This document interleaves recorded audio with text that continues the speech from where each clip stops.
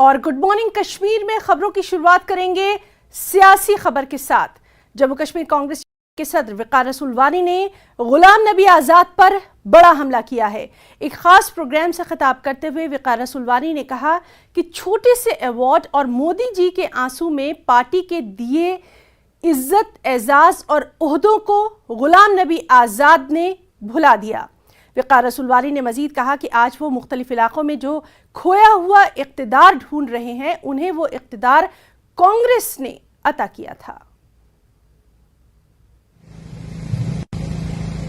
इलाकों के मुख्तलिफ हिस्सों में वो खोया हुआ इक़्तिदार है, उसको ढूंढने की कोशिश कर रहे हैं। अरे ये खोया हुआ इक़्तिदार, जो इक़्तिदार तुमको कांग्रेस पार्टी ने दिया, जहां आप एमएलए बनने की भी नहीं सोच सकते थे, वही आपको leader of opposition, union minister, general secretary, हर चीज आपको कांग्रेस ने दी। और थोड़ी देर नहीं बल्कि 50 साल देते रहे। आज एक छोटा सा अवार्ड और मोदी जी के मगरमच्छ के आंसू आपके सामने आ गए, और आपने 40 साल 50 साल जो कांग्रेस पार्टी ने आपको दिया, जो इंदिरा जी ने, जो संजय गांधी ने, जो राजीव जी ने, जो हमारी मैडम सोनिया गांधी जी ने, राहुल जी ने आपको इज्जत दी, सम्मान दिया, कद दिया, पोस्टें दी, इक़्तिदार दिया, वो सारा कुछ आपको मोदी जी के 2 आंसुओं में भूल गया। तो मुझे बेहद अफसोस से ये कहना पड़ता है, हम सबको बानहाल से लेके बॉर्डर तक, छात्र तक, कश्तवाड़ तक, घोड़ा बदरवा बलेसा तक सबको एक होने की जरूरत है।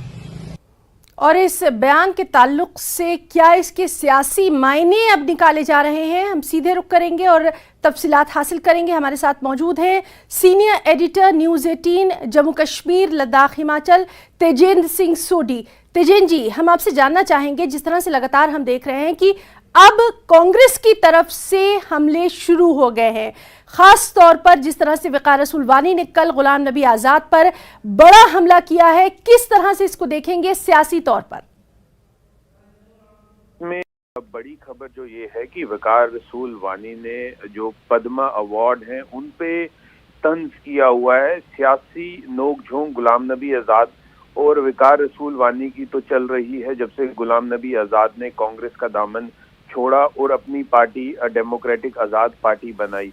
लेकिन कल जो वक़ार रसूलवानी जो अभी जम्मू कश्मीर प्रदेश अध्यक्ष हैं कांग्रेस पार्टी के, उनकी तरफ से एक निहायती कंट्रोवर्शियल विवादित बयान आया है, जिसमें उन्होंने पद्मा अवार्ड, क्योंकि गुलाम नबी आज़ाद को अगर आपको याद होगा पद्म भूषण अवार्ड से सम्मानित किया गया था, और पद्म भूषण अवार्ड जो है भारत का तीसरा सर्वोच्च जो 3rd हाईएस्ट सिविलियन अवार्ड जिसे कहते हैं, वो है भारत का एक, उन्हें गुलाम नबी आज़ाद को उनकी पब्लिक सर्विस के लिए वो अवार्ड दिया गया था। आपसे हमारी बातचीत जारी रहेगी। हमारे साथ एक और बहुत ही खास मेहमान कविंद्र गुप्ता जी भी मौजूद है, बीजेपी के बहुत सीनियर लीडर हैं, बेबाकी के साथ अपने यहाँ पर बयानात भी देते रहे हैं, साबिक नायब वज़ीर आला भी हैं। कविंद्र गुप्ता जी, आपका बहुत स्वागत करते हैं हम, और आपसे हम यही जानना चाहेंगे, जिस तरह से ये सियासी बयानबाजी हुई है कांग्रेस की तरफ से, वक़ार रसूलवानी ने गुलाम नबी आज़ाद पर बड़ा हमला किया है, अहम बातों को लेकर उन्होंने यहाँ पर काफी कुछ कहा है, किस तरह से देखेंगे उनके इस बयान को? देखिए, वक़ार रसूलवानी ने नंबर 1 जो पद्म विभूषण जैसे अवार्ड को उन्होंने इस प्रकार से बात की है तो बिल्कुल गलत है। एक निरादर किया है उन लोगों का जो भारत सरकार से जिन्होंने इस प्रकार का ये प्राइज लिया हुआ है। नंबर 1। नंबर 2, ये लोग सभी कांग्रेस के लोग फ्रस्ट्रेशन में हैं, उसी का परिणाम है कि ये बार बार अब इनको कोई दिखाई नहीं देता अपना भविष्य, तो उसी का से इस प्रकार से बातें करते हैं। और दूसरा ये भी इन्होंने कहा था कि प्रधानमंत्री घड़ियाली आंसू बहा करके इस प्रकार की बातें करते हैं। मुझे लगता है कि जब एक स्तर राजनीति का गिर गया है और जो शब्दों पर संयम रहना चाहिए, इसी कारण से कांग्रेस धीरे धीरे खत्म होती जा रही है, ये मानना पड़ेगा। और विकास रसूल को माफी मांगनी चाहिए इस सब चीज से, जिसके लिए उसने ये इतने देश के जो बड़े अवार्ड को, जो तीसरा बड़ा अवार्ड है, उसको इस प्रकार से निरादर किया। कविंद्र गुप्ता जी, सियासत हम शुरुआत से ही देखते रहे हैं और हमने हमेशा से ये देखा है कि सियासी दुनिया में बयानात होते हैं, लेकिन एक खास ख्याल रखा जाता है, बहुत सारी चीज़ों का ख्याल रखा जाता है, वो कहीं ना कहीं अब खोता दिखाई दे रहा है। क्योंकि आपका खुद एक इतना लंबा सियासी करियर रहा है, इख्तिलाफात होते हैं, लेकिन उन इख्तिलाफात की भी एक सीमा होती है। हाँ बिल्कुल, मैं पहले ही कहा कि ये कांग्रेस के लोग इतने हड़बड़ाए हुए हैं, कभी ये पाकिस्तान के समर्थन में बयान देते हैं और कभी जो इनके जो ऑल इंडिया अध्यक्ष है खड़गे जी ने, उन्होंने प्रधानमंत्री के बारे में रावण कहा। तो ये साफ कहा जा सकता है ये अपनी इनको ना, यहाँ तो अपनी जवान पर कंट्रोल नहीं है, अपने आप पर संयम नहीं है, और राजनीति का स्तर कांग्रेस ने इतना दिया है, तो उसी के परिणाम स्वरूप इस प्रकार की बातें करती हैं। कोई कांग्रेस के पास कोई बड़ा चेहरा तो था नहीं, उसको उठा करके वहां पर बना दिया, क्योंकि गुलाम नबी आजाद के जम्मू कश्मीर से निकलने के बाद वहां पर कोई कांग्रेस का स्तर ही नहीं रहा। जब इस प्रकार के लोगों को एक अध्यक्ष के पद पर बिठाएंगे तो ऐसे ही बयानात आएंगे। कविंद्र गुप्ता जी, ख़ास तौर पर हम आपसे एक सियासी लीडर के तौर पर ज़रूर जानना चाहेंगे, क्या इस तरह के बयानात के सियासी मायने अवाम निकालेगी, या आगे अवाम के ऊपर कुछ फ़र्क पड़ेगा, या फिर अवाम अपने दूसरे जो तरक्याती काम हैं उनको मद्देनज़र रखेगी? स्वाभाविक बात है कि लोग उस नेता की कदर करते हैं जो कदर करता है, देश की कदर करता है। मुझे लगता है कि कांग्रेस के नेताओं में इस प्रकार की जो मर्यादा है वो सारी समाप्त हो चुकी है। उसी प्रकार से इस प्रकार से फ्रस्ट्रेशन में बयान दे रहे हैं। तो जम्मू कश्मीर में कांग्रेस का कोई आधार अब रहा नहीं है, इसीलिए मुझे लगता है कि कहीं भी जाकर के अपने समाज के लोगों में इस प्रकार की बातें करेंगे और देश के सर्वोच्च या उच्च जो इस प्रकार का सम्मान है, इस प्रकार की बातें करके माफी मांगना जरूरी। बिल्कुल कविंद्र गुप्ता जी, आपने इतना कीमती वक्त दिया, बहुत बहुत शुक्रिया आपका यहाँ पर करना चाहेंगे तमाम तर बातचीत के लिए। और हमारे साथ लगातार मौजूद हैं senior editor news 18 Jammu Kashmir Ladakh Himachal Tejen Singh Sodhi ji. Tejen ji, अभी आपने सुना कि कविंद्र गुप्ता जी ने भी साफ तौर पर कहा कि सियासी बयानबाजी होनी चाहिए, लेकिन तमाम चीज़ों की कुछ सीमा होती है। सियासत को हम शुरू से देखते रहे हैं, लेकिन अब जिस तरह के बयानात सामने आ रहे हैं उनके क्या मायने निकाले जाए? देखिए हिना, जैसे हम पहले बात कर रहे थे कि सियासी बयानबाजी तो चलती है। गुलाम नबी आज़ाद और वकार रसूल वानी, पहले अगर आप देखें जब आज़ाद कांग्रेस में थे तो वकार रसूल वानी को उनका निहायत ही करीबी माना जाता था। वकार रसूल वानी को JKPCC का चीफ बनाने में ये कहा जाता था कि गुलाम नबी आज़ाद का बहुत बड़ा हाथ है।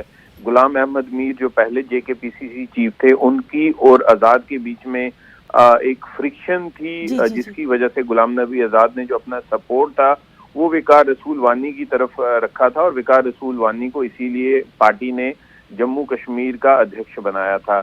लेकिन जब से गुलाम नबी आज़ाद ने कांग्रेस पार्टी छोड़ी है, अपनी पार्टी बनाई है, तब से जो वकार रसूल वानी है उनकी तरफ से कोई भी ऐसा मौका नहीं छोड़ा गया जब गुलाम नबी आज़ाद पे उन्होंने हमला ना किया हो। अब इस रैली पे उन्होंने बेशक गुलाम नबी आज़ाद का नाम नहीं लिया, लेकिन उन्होंने गुलाम नबी आज़ाद पे निशाना साधते हुए कहीं ना कहीं जो मर्यादा का जो एक सीमा थी उसका उल्लंघन किया। भारत के तीसरे सर्वोच्च जो अवार्ड है, जिसे पद्म भूषण कहा जाता है, जो गुलाम नबी आज़ाद को मिला है, उसका भी निरादर किया है। ये सिर्फ गुलाम नबी आज़ाद का निरादर नहीं है, ये जब से पद्म अवार्ड कॉन्स्टिट्यूट हुए हैं तब से लेकर आज तक जिन लोगों को पद्म अवार्ड मिले हैं उनका भी निरादर है।